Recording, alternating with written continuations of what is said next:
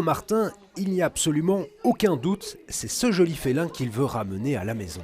C'est le chat blanc, Pourquoi ? parce que je l'adore. Et il est tout doux.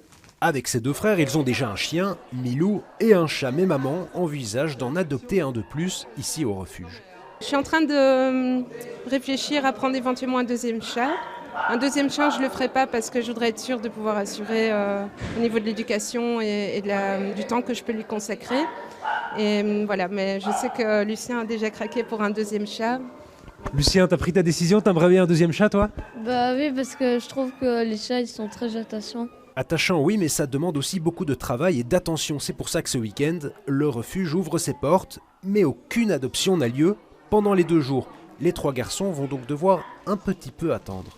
Pour encourager la réflexion, parce que l'adoption, c'est un acte vraiment réfléchi. On doit bien se poser la question, est-ce que je suis prêt à accueillir un animal à la maison ?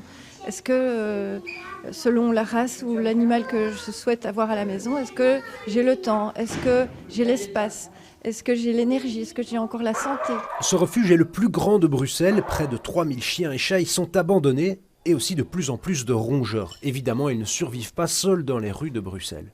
Dans une animalerie, on achète le matériel qui va avec, on est tout content pendant quelques jours et puis après on se rend compte que le clapier, il faut le désinfecter tous les 2 jours et puis qu'il faut donner à manger, il faut, le clapier ça prend de la place dans une cuisine, dans un appart et puis il y a des odeurs. À l'approche des fêtes, le refuge s'attend à de nouvelles arrivées d'animaux, ceux qui sont offerts en cadeau.